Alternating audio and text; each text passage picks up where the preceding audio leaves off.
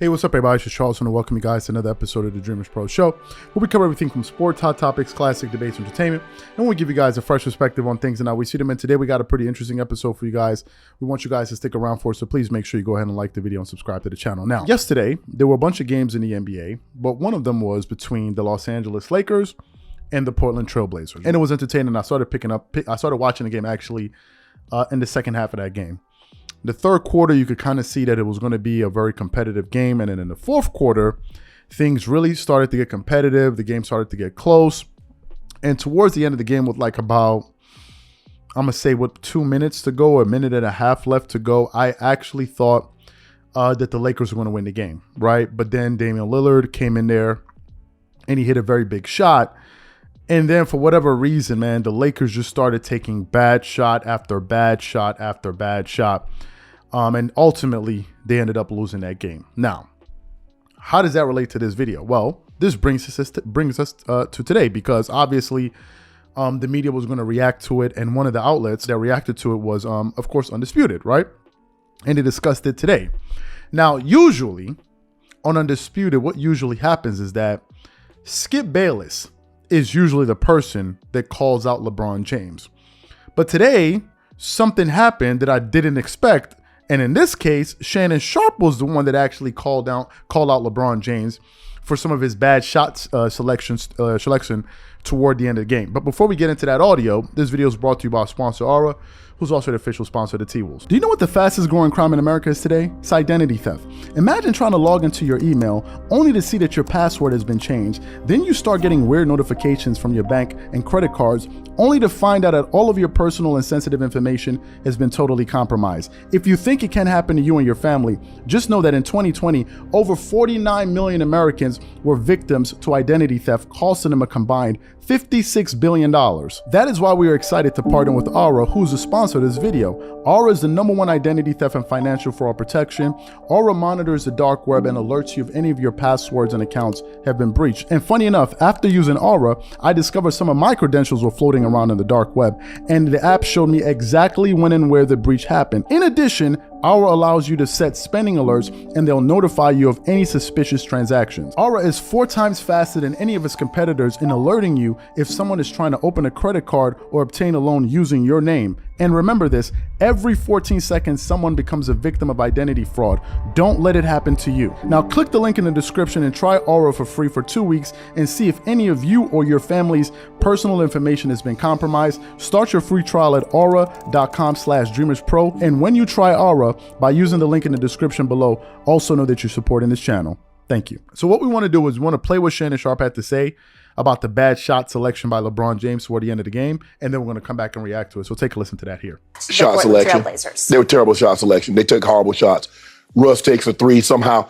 It is funny because it's a bad shooting team, and the ball ends up in Russ' hand, wide open 3 skip. He doesn't even hesitate, shoots it. Patrick Beverley ends up with the ball in his hand. The clock's counting down with a 3. He shoots it. He has to get it up. Boom. Yeah. LeBron takes a horrible 3, and boom. And so now you take bad shots, they come down there, get good quality shots, and now you could have expanded the lead. You don't run enough. I mean, the Lakers don't run any offense. I mean, that wasn't no offense. Somehow Russell shooting the ball from 28 feet, that's part of your offense. Patrick Beverley getting the ball with the clock running down, that's a part of your offense. LeBron taking a horrible 3, that's a part of your offense.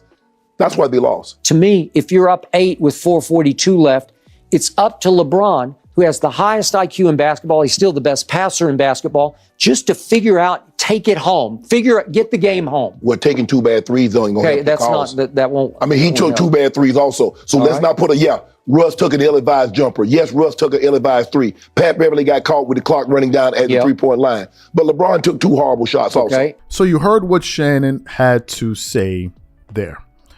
First of all, let me tell you that surprised me. It surprised me because for the last few weeks, it seems like the person that Shannon and Skip have been pointing the finger towards a lot has been Russell Westbrook, right? So usually, I thought that after watching that game, based on what happened, obviously the shot that Russell Westbrook took, he tried to go for a 2 for 1. I thought that they were going to try to place all the blame, at Russell Westbrook's feet. At least that's what Skip did, but I thought Shannon was going to do the same. So in this particular moment, it actually surprised me to see Shannon Sharpe call out LeBron and say, hey, listen, you took some bad shots. And to be honest, LeBron did take some bad shots. And, you know, he does a lot of good things in the game, but he does, you know, LeBron takes these shots that could, you know, that could be tantamount to some of the turnovers that Russell Westbrook takes. What I've noticed is that he'll make a long distance three. And the minute he makes a three, the next thing he tries to do is come back and take another three. But for whatever reason, I'm not really sure why LeBron does this. LeBron likes to shoot these threes that are several feet behind the three-point line. Those are like showboat threes. I'm not really sure why that is a good shot to take. If it's Russell Westbrook, Klay Thompson, Damian Lillard, as you saw in the game, that's one thing. These guys can actually shoot from that range, you know, on a pretty consistent basis. But LeBron doing that, I feel like those are showboating shots. You don't need to be that far away from the three-point line to pull up from damn near, you know, the logo on the floor to hit that shot. I don't think that's necessary, which brings us to the poll that we put up. And is one of the reasons we put up a poll. Now, we actually put up a poll just about an hour ago or so. And the poll was essentially for Laker fans. And the poll basically says, for Laker fans, right? Are you happy LeBron James is with your franchise? And not a lot of people have voted, but I did know that this poll was going to generate a lot of conversation. And with about 1,400 votes, this poll already has about 114 comments. And of the people that voted, 62% said they are not happy with LeBron James with their, you know, being a part of their franchise. And of course, the 38% said that, yes, they are happy that LeBron is part of that Lakers franchise, which basically leads me to this next question. And the question is this, really. Will we see Laker fans eventually turn on LeBron James? What I've noticed is that Laker fans are a bit different from New York fans, right? New York Knicks fans. As somebody that grew up in New York, Bronx, New York, New Yorkers love their basketball. Like, they really, really love their basketball. And New Yorkers, what I like about New Yorkers, right, especially growing up in New York, is that with a New Yorker, the beautiful thing about it is this. If a New Yorker is your friend, right, you're going to know. If they're not your friend, you're going to know. New Yorkers are not known for being two-faced. They pretty much tell you how it is. And if they rock with you, they rock with you. If they don't rock with you, they don't rock with you. In the case of New York Knicks fans or New York fans in basketball, if the Knicks play well, they will congratulate you. They will clap for you. They will cheer for you. But if the Knicks start playing like garbage, it doesn't matter really who is on the floor.